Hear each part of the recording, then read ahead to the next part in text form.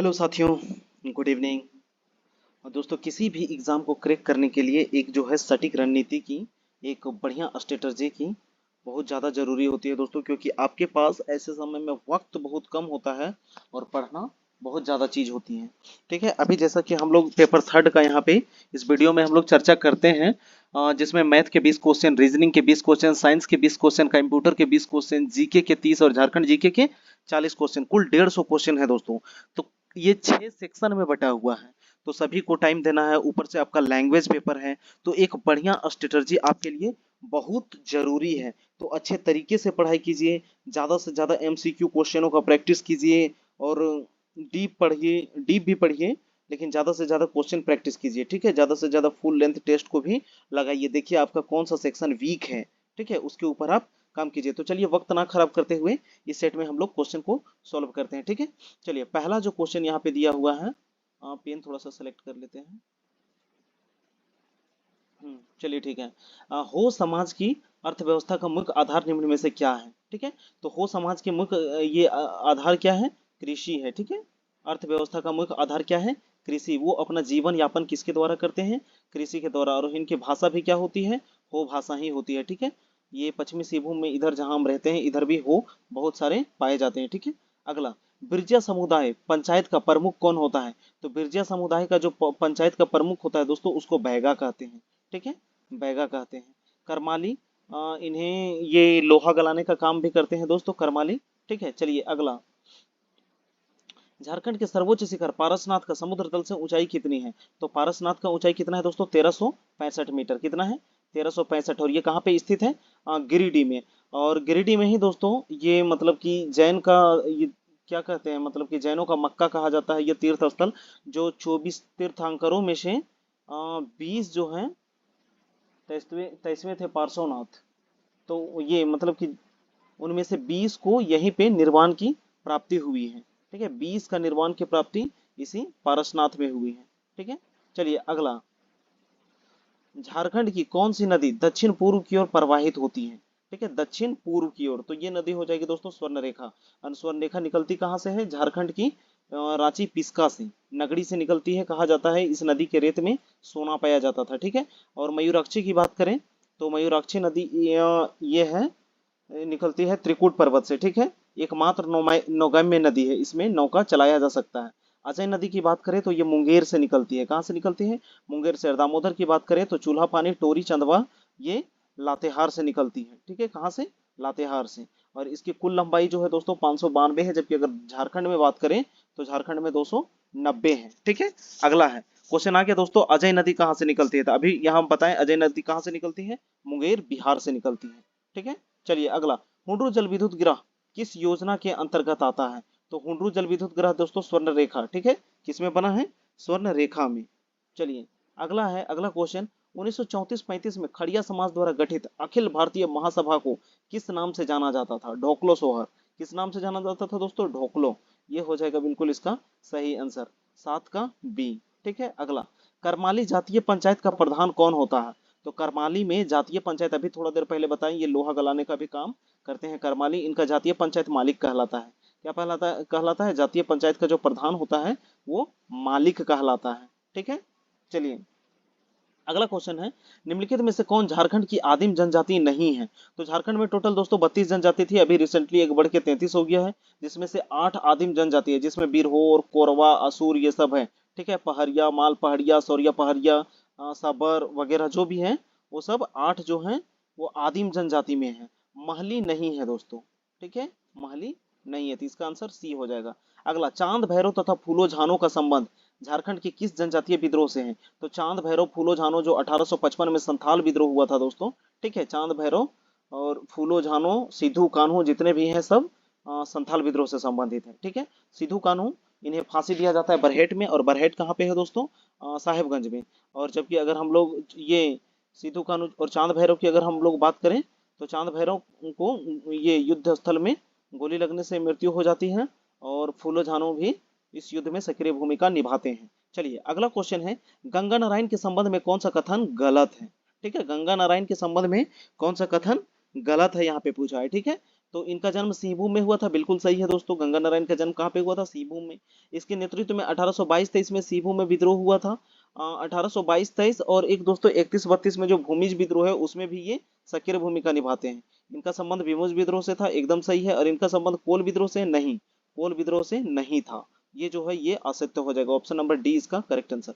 अगला, छोटा नागपुर कैथोलिक सभा का गठन कब किया गया था? तो छोटा नागपुर जब हम लोग पढ़ेंगे ये झारखंड आंदोलन जो 1912 से 10-12 से शुरू होकर 2000 तक जाती है, तो उसमें बीच में आता है छोटा नागपुर कैथोलिक सभा। तो इसकी स्थापना 1933 में की गई है। कब? 1933 में, ठीक है। अगला, ऑल झारखंड स्टूडेंट यूनियन का गठन कब किया गया? All Jharkhand student union that means AJSU. कौन सी पार्टी? आजसू। तो आजसू का गठन दोस्तों 1986 में किया गया था। कब? 1986 में। और किनके द्वारा? सुर सिंह बेसरा। किनके द्वारा? सुर सिंह बेसरा। अभी अगर इनके सुप्रीमो की बात की जाए तो वो कौन है? सुदेश महतो, ठीक है। अभी इनके सुप्रीमो की बात की जाए तो कौन है? सुदेश महतो। अगला है, निम्नलिखित में से कौन एक अहिंसात्मक आंदोलन था? अहिंसा, तो ये था दोस्तों खरवार। कौन सा? भागीरथ मांझी इससे संबंधित है, खरवार आंदोलन से, ठीक है। भूमि अभी बता ही दिए कौन है, गंगा नारायण, ठीक है। और संथाल हुल विद्रोह 1855। और उल गुलान की बात करें तो बिरसा का उल गुलान, ठीक है। बिरसा का उल गुलान है ये 1895 से लेके पूरा पूरी 1900 तक, ठीक है।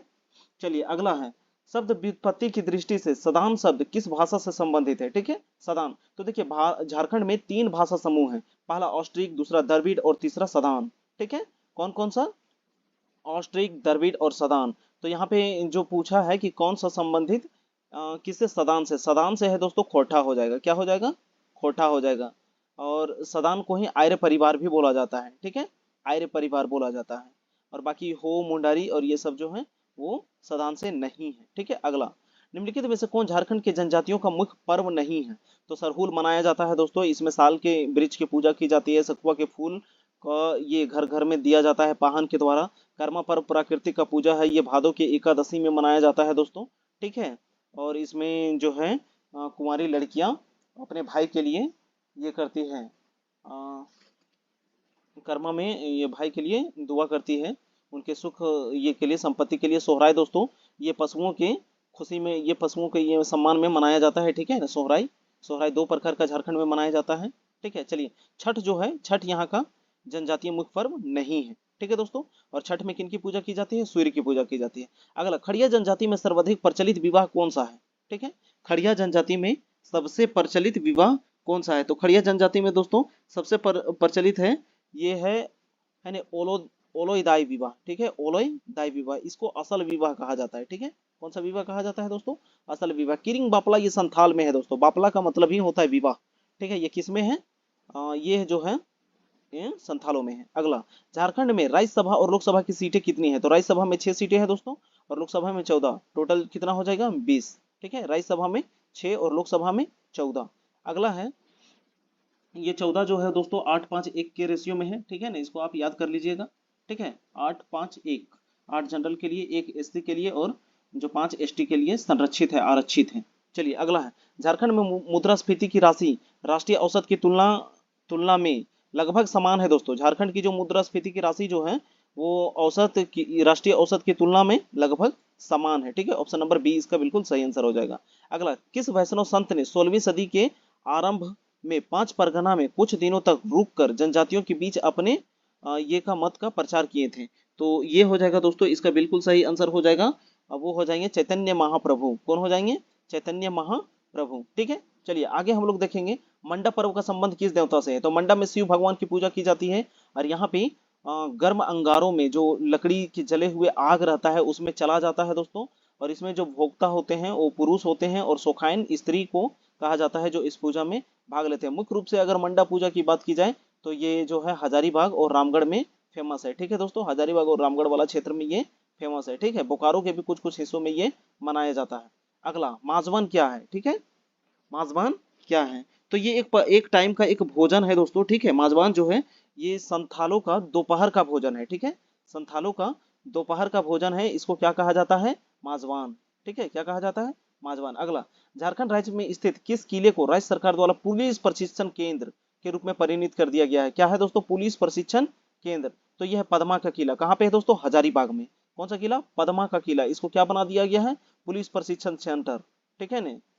जो है पुलिस ट्रेनिंग सेंटर बना दिया गया है पदमा के किला को। कहाँ पे है? हजारीबाग में। और हजारीबाग में भी बीएसएफ कैंप है दोस्तों, बीएसएफ कैंप है ना, जिसको मेरू कैंप के नाम से भी जाना जाता है। ठीक है, बीएसएफ कैंप है ना, बॉर्डर सिक्योरिटी फोर्स। अगला है, किस नृत्य का मादर के पलटी मारते ही हो हाइल रे कहकर है ना पथ संचालन बदल जाता है? ठीक है, कौन सा ऐसा नृत्य है? तो ये हो जाएगा दोस्तों घुड़िया। क्या हो जाएगा?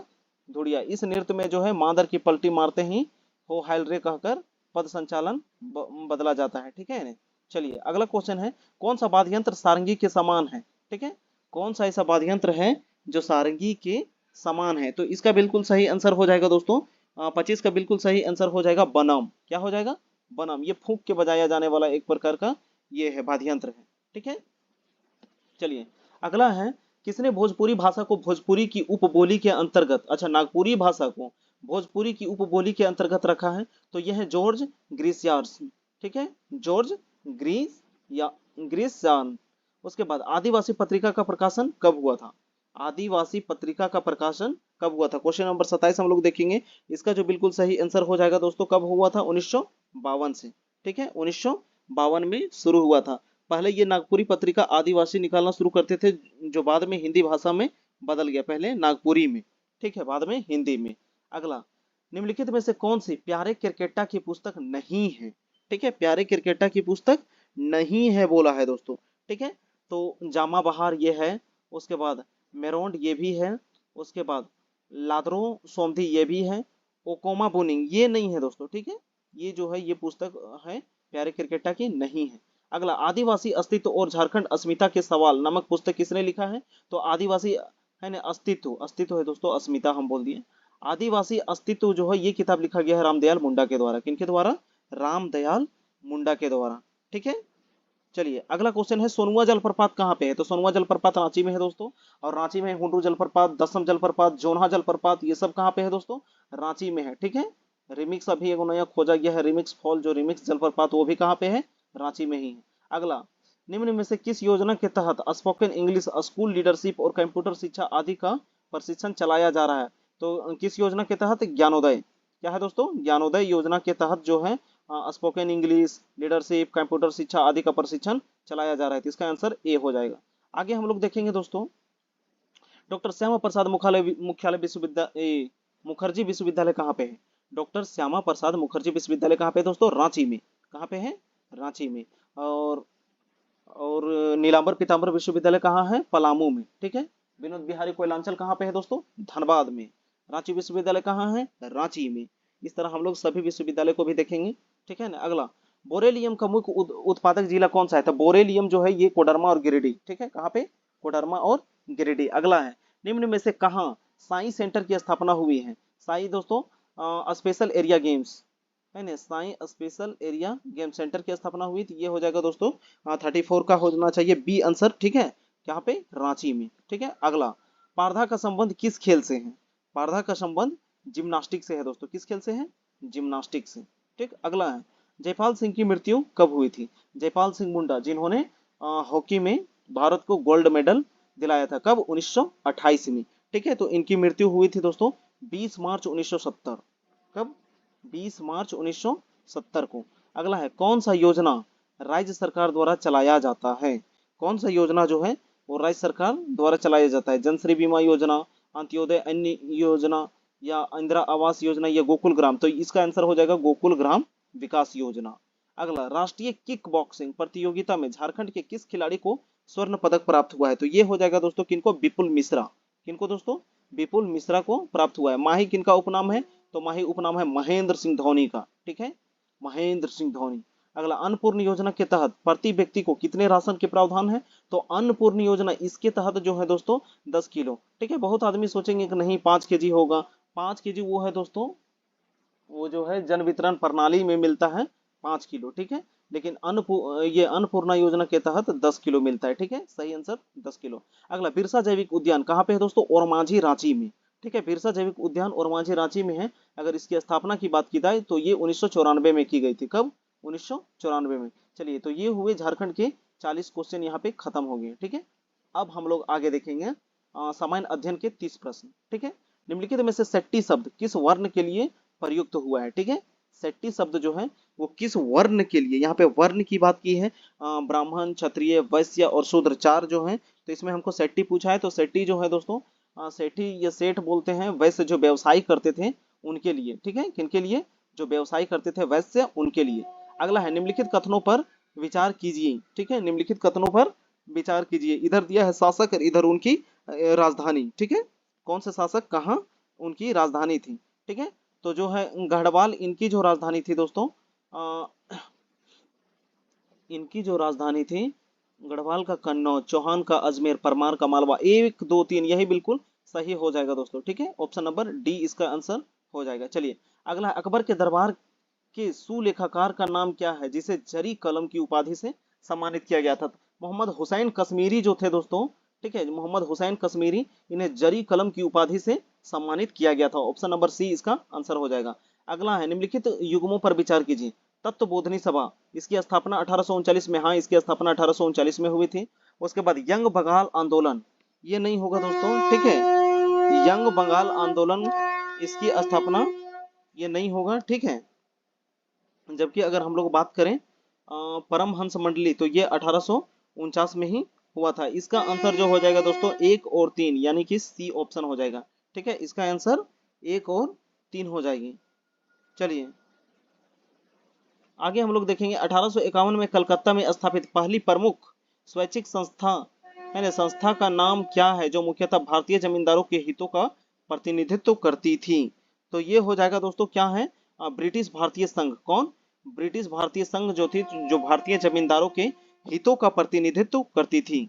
अगला क्वेश्चन, आजाद हिंद फौज, ठीक है, आजाद हिंद फौज नेशनल है ना, इंडियन नेशनल आर्मी का गठन किनके विरुद्ध लड़ने के लिए किया गया था? जो ये कैप्टन मोहन सिंह जो थे इसके संस्थापक थे, और अगर फॉरवर्ड ब्लॉक की जाए तो वो है सुभाष चंद्र बोस, ठीक है ना। तो आजाद हिंद फौज है, ये किनके विरुद्ध लड़ने के लिए तैयार किया गया था? तो यह है दोस्तों ये भारत में ब्रिटिशों के विरुद्ध, किसके विरुद्ध? भारत में ब्रिटिशों के विरुद्ध लड़ने के लिए कैप्टन मोहन सिंह के द्वारा स्थापित की गई थी। अगला, घरेलू हिंसा महिला सुरक्षा कानून कब लागू हुआ था? घरेलू हिंसा महिला सुरक्षा कानून कब लागू हुआ था?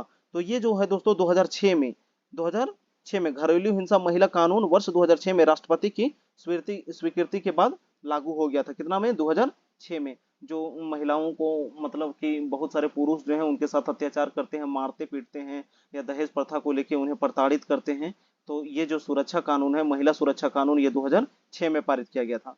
आगे है फ्रेंड्स कि न्यायिक समीक्षा शब्द से आशय है, ठीक है, जो न्यायिक समीक्षा है इसका क्या अर्थ है? तो इसका अर्थ हो जाएगा दोस्तों कि सांसद द्वारा पारित कानून की संवैधानिक जांच, ठीक है, अगर सांसद कोई कानून को पारित करता है तो इसका संवैधानिक पूर्ण जांच होना ही क्या कहलाता है? न्यायिक समीक्षा, ठीक है। अगला है, निम्नलिखित में से कौन सा एक मौलिक अधिकार नहीं है?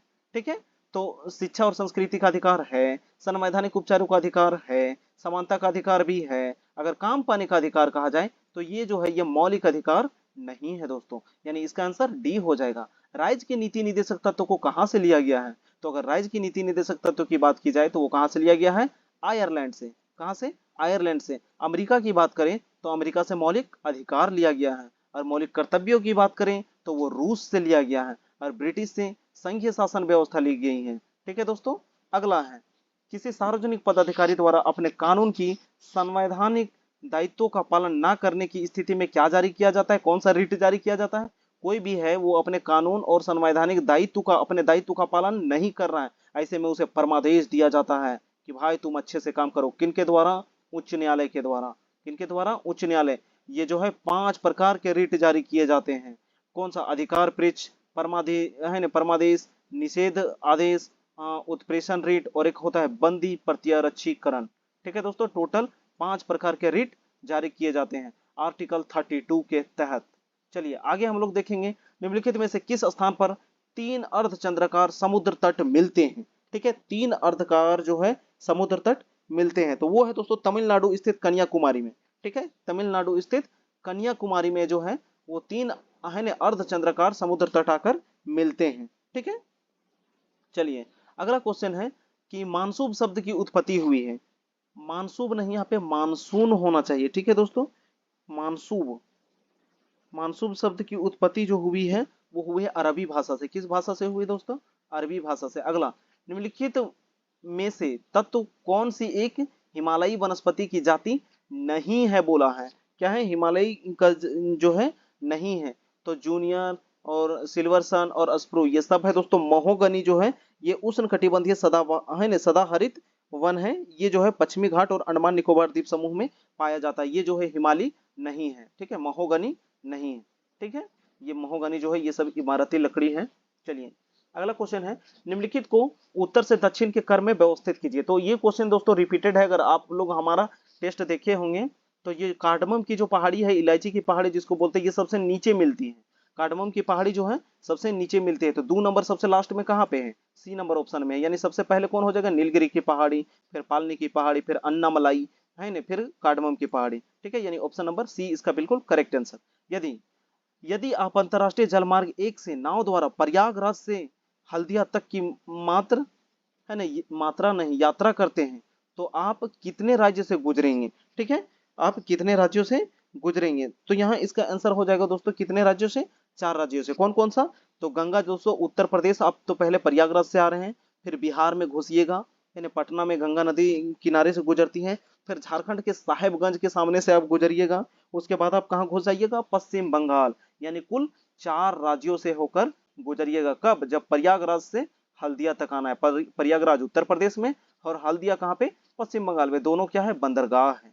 अगला, निम्नलिखित में से कौन राष्ट्रीय आय का अंक हो सकता है? ठीक है, निम्नलिखित में से कौन राष्ट्रीय आय का अंग हो सकता है? ठीक है, चलिए तो इसका आंसर हो जाएगा दोस्तों स्वयं अधिकृत घर का आरोपित कर। ठीक है, स्वयं अधिकृत घर का जो आरोपित कर होता है वो राष्ट्रीय आय का अंग हो सकता है। ठीक है, अगला, भारत में दीर्घकालीन राजकोषीय नीति का घोषणा किसके द्वारा की गई थी? ये दोस्तों बीपी सिंह के द्वारा। किनके द्वारा? बीपी सिंह की बात की जाए। अगर बजट की बात की जाए सबसे ज्यादा किनके द्वारा पेश की गई है? तो मोरारजी देसाई। कितना बार?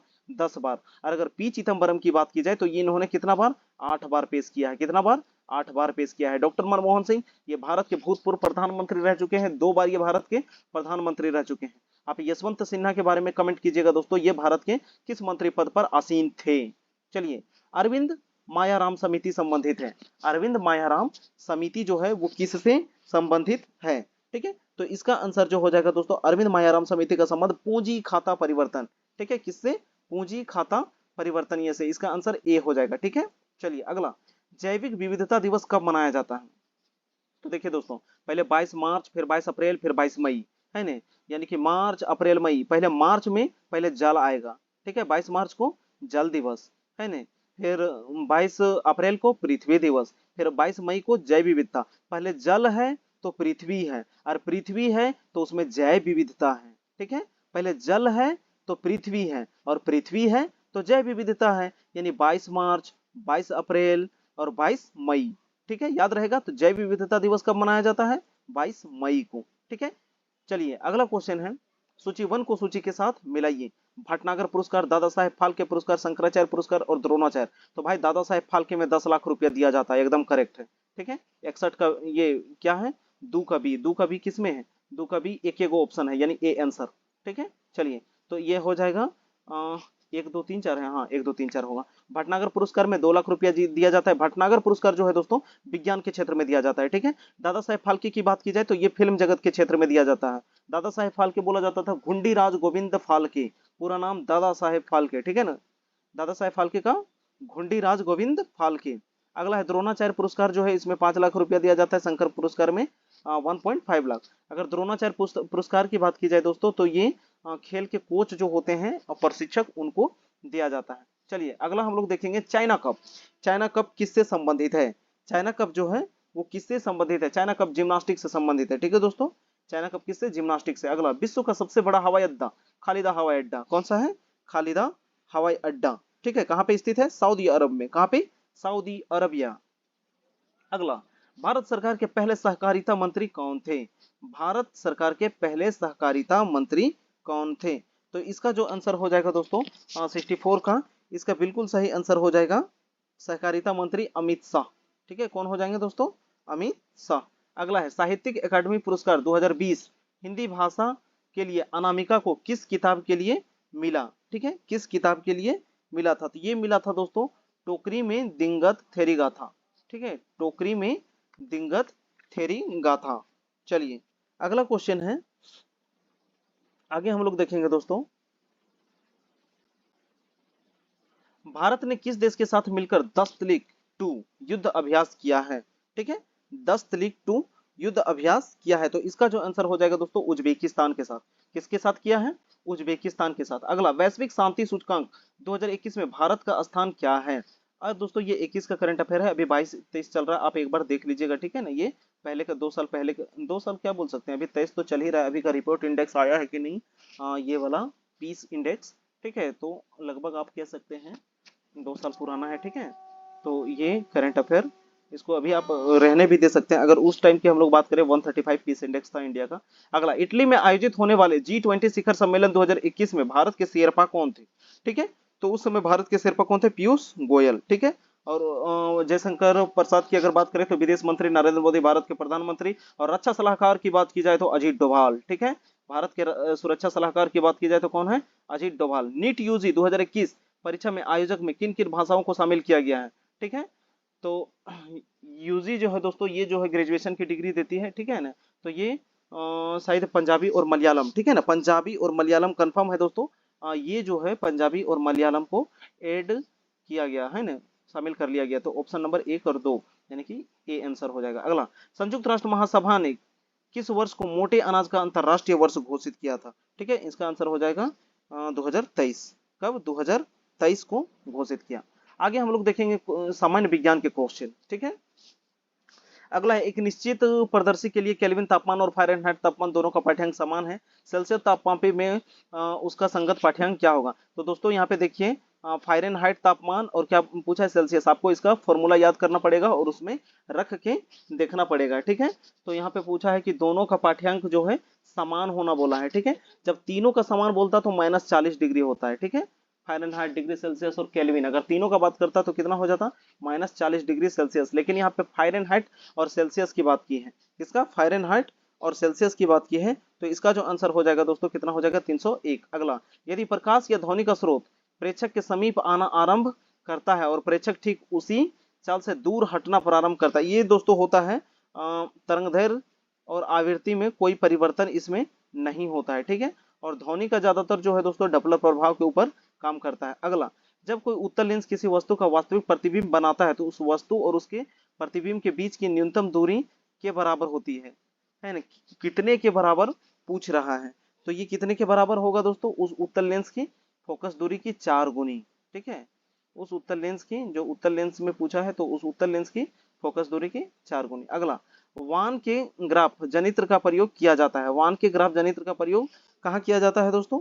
ये किया जाता है आवेशित कण को त्वरित करने के लिए। जो आवेशित कण होते हैं जिनमें पहले से भी आवेश होता है, आवेश 2 प्रकार के, पॉजिटिव नेगेटिव, उन्हें त्वरित करने के लिए। अगला, बैटरी अथवा सेल में विद्युत ऊर्जा प्राप्त करने में किस ऊर्जा को विद्युत ऊर्जा में परिवर्तित करते हैं? रासायनिक ऊर्जा में। किस ऊर्जा में? रासायनिक ऊर्जा। जो बैटरी होती है उसमें भंडारण होता है केमिकल एनर्जी का, ठीक है। अगला, जिस विलयन में कोई पदार्थ एक सीमा के बाद और अधिक ना घुल सके, ऐसे विलयन को कहते हैं संतृप्त विलयन। क्या कहते हैं? संतृप्त विलयन, वो और नहीं घुल सकता है। अगला, जल के वाष्पन की, ठीक है, 76, ठीक है दोस्तों। उसके बाद, जल के वाष्पन की अत्यधिक उच्च उष्मा मुख्यतः किसका परिणाम है? जल के वाष्पन की अत्यधिक उच्च उष्मा मुख्यतः किसका परिणाम है?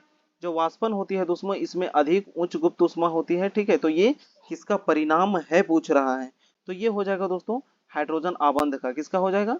हाइड्रोजन आबंध। अगला, कार के इंजन में नॉकिंग से बचने के लिए क्या मिलाया जाता है दोस्तों? तो हमेशा नॉकिंग से बचने के लिए लेड का यूज किया जाता है, ठीक है। तो टेट्रा एथिल लेड इसका बिल्कुल करेक्ट आंसर सी हो जाएगा, ठीक है। अगला, हाइड्रोफोबिया किसके द्वारा होता है? जो हाइड्रोफोबिया जो होता है दोस्तों, वो किसके द्वारा होता है? ठीक है, हाइड्रोफोबिया होता है वायरस के द्वारा, विषाणुओं के द्वारा, ठीक है। और हाइड्रोफोबिया को किसका भय कहा जाता है, ये आप कमेंट कीजिएगा कि हाइड्रोफोबिया को किसका डर बताया गया है। अगला, निम्नलिखित सब्जियों में सर्वाधिक विटामिन सी पाई जाती है। तो मिर्चा में सबसे ज्यादा विटामिन सी पाई जाती है और खट्टे पदार्थों में भी विटामिन सी ज्यादा पाया जाता है। अगला क्वेश्चन है, निम्नलिखित में से कौन सा कोशिका अंग अपने डीएनए में उपस्थित जीन को सम्मिलित करते हुए इसके स्वयं के प्रोटीन को संश्लेषण करता है?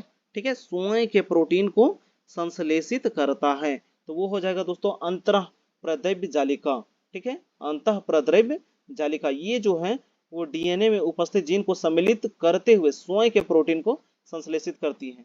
ठीक है, चलिए अगला है जल का अवशोषण छोटी आंत में होता है। ठीक है दोस्तों, और लाइसोसोम को आत्महत्या की थैली कहा जाता है। लाइसोसोम को आत्महत्या की थैली कहा जाता है। अगला, निम्नलिखित में से कौन सा एक मूत्र निराकरण का सही मार्ग है? ठीक है, मूत्र निराकरण का सही मार्ग है तो सबसे पहले वृक्क यानी किडनी, गविनी, मूत्राशय और फिर मूत्र मार्ग से बाहर। तो ए नंबर इसका बिल्कुल करेक्ट आंसर होगा। अगला, निम्नलिखित में से कौन सा शारीरिक अंग श्वसन क्रिया में भाग नहीं लेता है? ठीक है, तो श्वसनी ये तो भाग लेते हैं। डायफ्रामा दोस्तों ये फेफड़ा को पुश एंड ये करने में मदद करता है, उसको ये बचाए सपोर्ट दे के रखता है डायफ्रामा। श्वास नली तो ये काम आती है ये को हवा को अंदर भेजने के लिए। ये बोमेन्स स्पूट जो होती है दोस्तों, ये जो है ये भाग नहीं लेती है, तो इसका जो है आंसर बी हो जाएगा। अगला, निम्नलिखित में से कौन सा कथन सही नहीं है? कौन सा कथन जो है वो बिल्कुल सही नहीं है? ठीक है, तो यहाँ जो है दोस्तों पढ़ के देखेंगे, दाल में प्रोटीन की प्रचुर मात्रा होती है।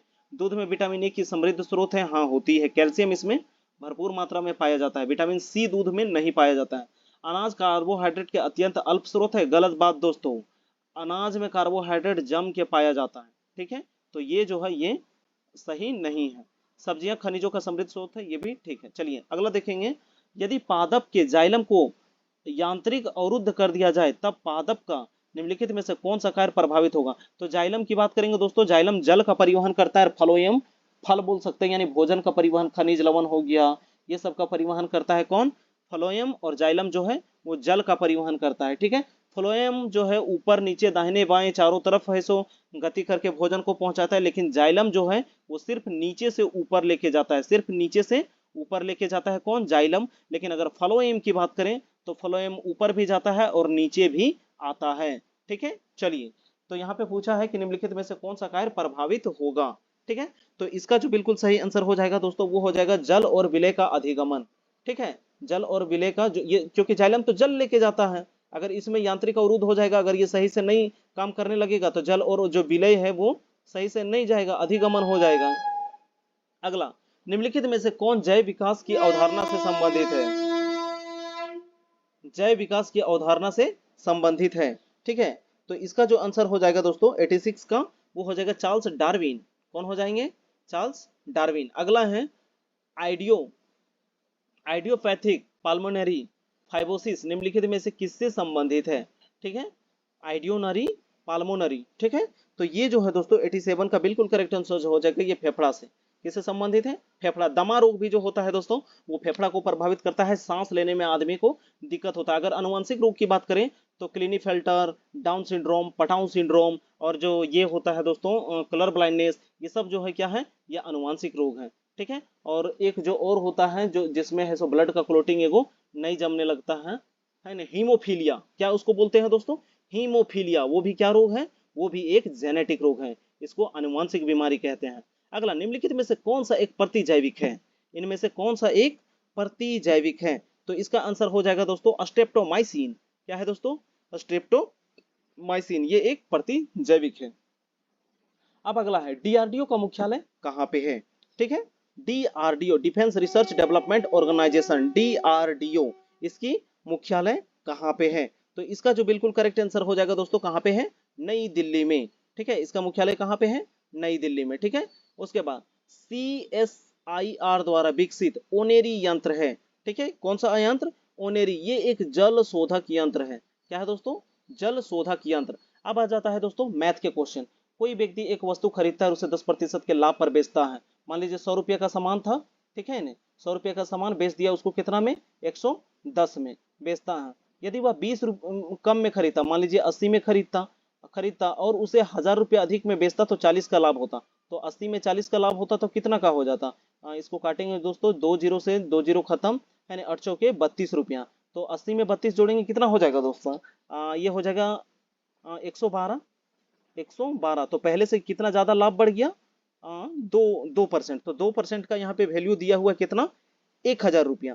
तो इसको काटेंगे दोस्तों तो 1% का वैल्यू कितना निकल के आएगा? 500। अगर 100% की बात करेंगे तो 2 जीरो 1% में इधर लगेगा, 2 जीरो इधर, आंसर कितना हो जाएगा 50,000। मेरे पास लिखने का सही उत्तम व्यवस्था नहीं है दोस्तों, नहीं तो मैथ भी हम सॉल्व करते हैं। किसी व्यक्ति का वेतन 8100 रुपया से बढ़ के कितना हो गया यहाँ पे 9000 हो गया, तो उसके वेतन में कितने प्रतिशत की वृद्धि हुई है। रुकिए इसको मिटा लेते हैं।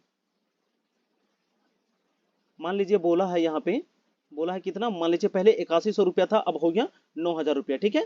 तो कितना बढ़ा, 8100 से 900 रुपया बढ़ा, ठीक है ना, 900 रुपया बढ़ा, 900 रुपया बढ़ा, किस में से बढ़ा, 8100 रुपया में से बढ़ा, 8100 रुपया में से बढ़ा, और खुद का परसेंट का 100, ठीक है। तो जीरो से जीरो, जीरो से जीरो, 9 एकम 9, 9 नवा 81, ठीक है। तो 100/9 हो गया, तो काटेंगे तो कितना आएगा, 11 99, 11.1/9, डी आंसर। अगला, किसी वर्ग के क्षेत्रफल में 19% की कमी हुई तो वर्ग के विकर्ण में कितना होगा, ठीक है। यहाँ पे ध्यान दीजिएगा दोस्तों, मान लीजिए वर्ग का क्षेत्रफल क्या होता है, भुजा गुने भुजा, क्या होता है, भुजा गुने भुजा। मान लिया एक भुजा कितना है 10, तो दूसरी भुजा भी 10, क्योंकि वर्ग में बराबर होता है, ठीक है ना, वर्ग में बराबर। तो 10 गुना 10, तो क्षेत्रफल कितना हो जाएगा दोस्तों 100, कितना हो जाएगा 100। बोला है 19% की कमी हो जाएगी, तो 100 में 19 का कमी हो जाएगा तो कितना हो जाएगा 81, तो 81, तो दोनों भुजा बराबर होनी चाहिए, यानी कितना हो जाएगा 9 गुना 9। तो देखिए जो है इसमें बोला है कि उसके विकर्ण में कितने की कमी हुई है, तो विकर्ण कितना होता है दोस्तों √2a, √2a। तो a का वैल्यू यहाँ पे 10 था, अब यही चीज √2a में यहाँ a का वैल्यू 9 हो जाएगा, यानी 1 की कमी हुई है, ठीक है। किस में से, 10 में से। परसेंट के लिए 100 काटेंगे, 10 एकम 10, 10 नहीं 100, 10% बिल्कुल करेक्ट आंसर।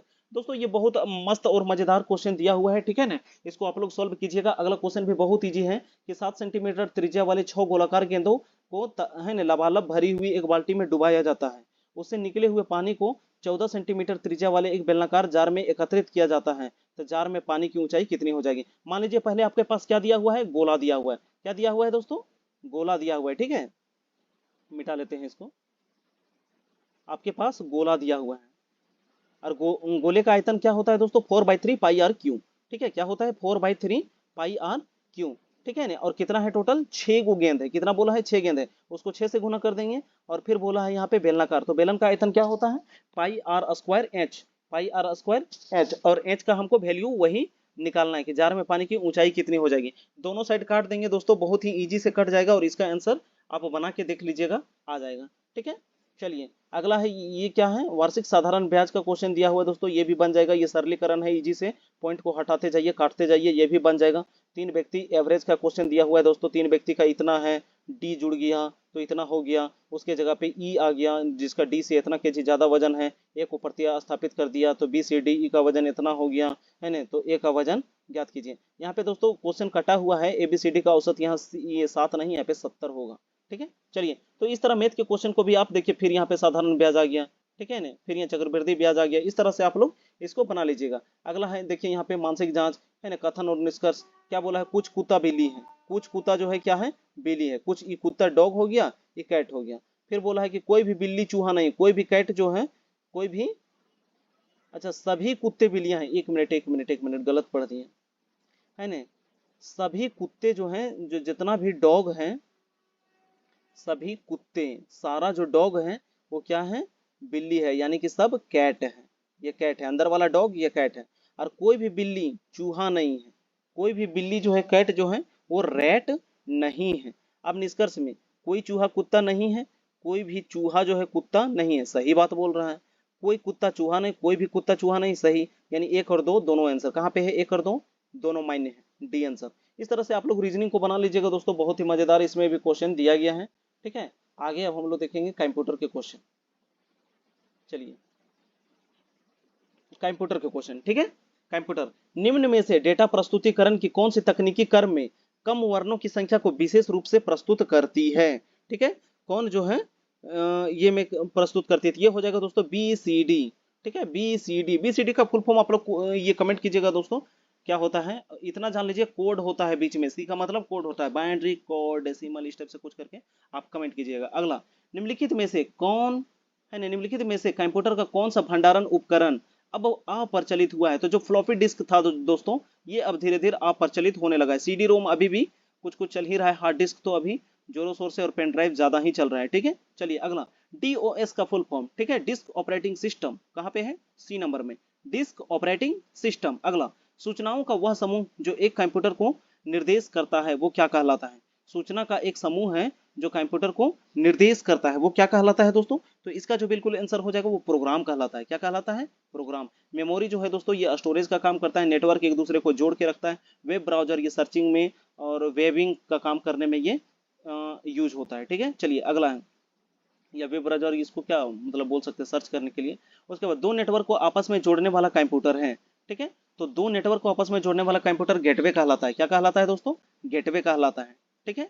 चलिए अगला, खाली घर से आपका कंप्यूटर अन्य कंप्यूटर से जुड़ सकता है तो किसके द्वारा, video card, sound card, control card या नेटवर्क इंटरफेस कार्ड, ठीक है। तो इसका जो बिल्कुल करेक्ट आंसर हो जाएगा दोस्तों किसके द्वारा होता है, तो ये होता है नेटवर्क इंटरफेस कार्ड। किसके द्वारा, network interface card. Local area network में निम्न में से किस मद का प्रयोग नहीं किया जाता है। तो लैन के लिए मॉडेम का यूज हम लोग नहीं करते हैं, ठीक है दोस्तों।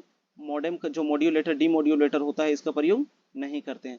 अगला, गूगल क्रोम में नए टैब खोलने के लिए हम लोग किसका यूज करते हैं। तो गूगल क्रोम में नए टैब का खोज ये करने के लिए दोस्तों हम लोग Ctrl+T का यूज करते हैं, ठीक है, Ctrl+T। अगला क्वेश्चन है दोस्तों, स्पैम स्पैम किस विषय का संबंध है। तो स्पैम जो है वो कंप्यूटर से संबंधित है दोस्तों, ठीक है, कंप्यूटर से संबंधित है। अगर वर्ल्ड वाइड वेब के आविष्कार टीम बर्नौस ली ने, किन्होंने, टीम बर्नौस ली ने 1889-90 के आसपास है दोस्तों, एक बार आप देख के और कंफर्म कर लीजिएगा, ठीक है। चलिए बिल गेट्स की बात करें तो माइक्रोसॉफ्ट, ठीक है, माइक्रोसॉफ्ट के। और लैरी पेज की बात करें तो गूगल, ठीक है। अगला, और बिल गेट्स के साथ और एक कोई पॉल कुछ करके हैं, ठीक है, माइक्रोसॉफ्ट में। उसके बाद RTGS का फुल फॉर्म क्या है, ठीक है, रियल टाइम करके कुछ इसका फुल फॉर्म होता है, रियल टाइम ग्रॉस सेटलमेंट, ठीक है, real time gross settlement. B number इसका बिल्कुल सही आंसर हो जाएगा, RTGS real time gross settlement. अगला, निम्नलिखित में से किसका उपयोग करके, है ना, वेब पेजेस का निर्माण किया जाता है, ठीक है, किसका निर्माण किया जाता है दोस्तों, वेब पेज का, ठीक है, किसका निर्माण, वेब पेज। तो इसका आंसर हो जाएगा दोस्तों हाइपरटेक्स्ट मार्कअप लैंग्वेज, HTML का यूज करके, ठीक है, HTML का यूज करके, हाइपरटेक्स्ट मार्कअप लैंग्वेज का। अगला, एप्लीकेशन को छोड़े बिना प्रोग्राम में एग्जिट करना क्या कहलाता है, ठीक है। तो ये कहलाता है दोस्तों क्लोज। क्या कहलाता है, क्लोज। अगला, विंडोज यूजर इंटरफेस, ठीक है, विंडोज यूजर इंटरफेस निम्न में से क्या कहलाता है, ठीक है, क्या कहलाता है। तो वो कहलाता है दोस्तों GUI, graphic user interface. Windows user interface निम्नलिखित में से कहलाता है ग्राफिक यूजर इंटरफेस। अगला है, खाली घर कमांड होती है जिन्हें सिलेक्ट किया जा सकता है, ठीक है, जो कमांड होती है, आइकॉन कमांड होती है जिन्हें सिलेक्ट किया जा सकता है, ठीक है। चलिए अगला, टास्क बार डिफॉल्ट कहाँ होती है, ऊपर में होती है, देखिए शीर्ष में होगा, ठीक है। कभी कभी टास्क बार नीचे तल बॉटम भी होता है, ठीक है। तो यहाँ क्या इसका आंसर होगा, आप कमेंट कीजिएगा दोस्तों, आपके हिसाब से टास्क बार जो होता है ये शीर्ष में होता है या बॉटम में। ऐसे टास्क बार तो ज्यादातर यहाँ ऊपर में होता है, ठीक है। तो टास्क बार या तल में होता है कि बॉटम में ये होता है, टॉप में कि बॉटम में, आप कमेंट कीजिएगा। अगला, एक विंडोज कीबोर्ड पर कौन सा बटन चल रहे प्रोग्राम की सहायता, है ना, सहायक पृष्ठ को खोलता है, ठीक है, सहायक पृष्ठ को खोलता है। तो इसका जो आंसर हो जाएगा दोस्तों F1। क्या हो जाएगा, F1 जो है वो सहायक पेज को खोलने में मदद करता है। अगला, 148 नंबर क्वेश्चन, खाली घर का प्रयोग प्रोग्राम के पहले अक्षर को एक से अधिक लाइन में फैलाने के लिए किया जाता है। तो इसका आंसर हो जाएगा दोस्तों ड्रॉप कैप। क्या हो जाएगा, ड्रॉप कैप। अगला, an Excel workbook is a collection of, जो अन एक्सेल वर्कबुक है ये किसका कलेक्शन होता है। तो ये होता है दोस्तों वर्कशीट एंड चार्ट का। किसका होता है, वर्कशीट एंड चार्ट का। अगला, चैट संक्षेप में निम्नलिखित का क्या अर्थ है, चैट संक्षेप में निम्नलिखित का क्या अर्थ है। तो इसका जो है दोस्तों सही अर्थ है मुस्कुराहट, ठीक है। चलिए तो ये हुए दोस्तों जीके के क्वेश्चन, साइंस के क्वेश्चन, झारखंड जीके के क्वेश्चन और कंप्यूटर के क्वेश्चन, टोटल 110 क्वेश्चन, 20 रीजनिंग और 20 मैथ को छोड़ के, ठीक है। मैथ और रीजनिंग आप लोग बना लीजिएगा दोस्तों अच्छी तरह से, ठीक है ना। और वीडियो को यहाँ तक देखने के लिए धन्यवाद दोस्तों। एक लाइक हमारे मोटिवेशन के लिए जरूर कर दीजिएगा दोस्तों, ताकि हम आपके लिए फिर से आगे नया नया वीडियो लेते आएँ, ठीक है। चलिए आप अपना ध्यान रखिएगा दोस्तों, धन्यवाद, शुक्रिया, जय हिंद।